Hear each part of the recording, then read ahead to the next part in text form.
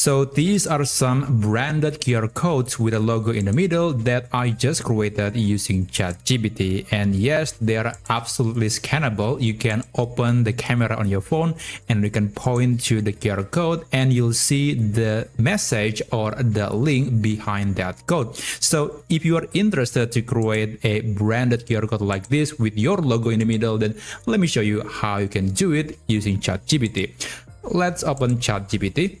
And after that, you can click this plus button and then click add photos or files, and then you can select the logo of your company or organization that you want to put into the QR code. Now in this case, I'll just use the logo from Mistral AI. Let me just copy it and let's paste that into Gemini. So after the picture has been uploaded, you can use this prompt, and as always, the full prompt is going to be available down in the description down below. So let me just paste that.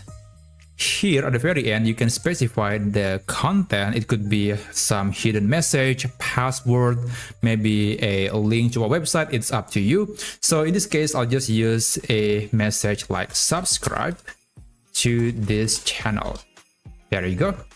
And when you're done, just send a message and just wait for ChatGPT to use its code interpreter feature. So it is actually not using the image generation because that is not the best way to create a QR code. Instead, we want to run some Python code behind the scene, and after that it will create a QR code based on the specification and also based on the content that we just specified.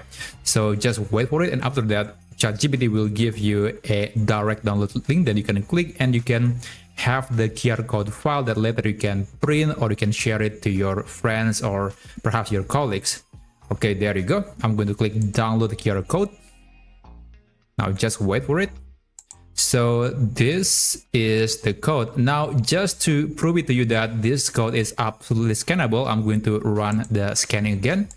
So this is a feature that we have in Google Chrome, but of course you can also use your phone to verify the readability of the code. So I'm going to select this area. It should say subscribe to this channel. There you go. So that's the exact same message that I specified in the prompting. Again, the full prompt is going to be available in the description down below. Thanks for watching, and I'll see you on my next video. I wish you a great day ahead.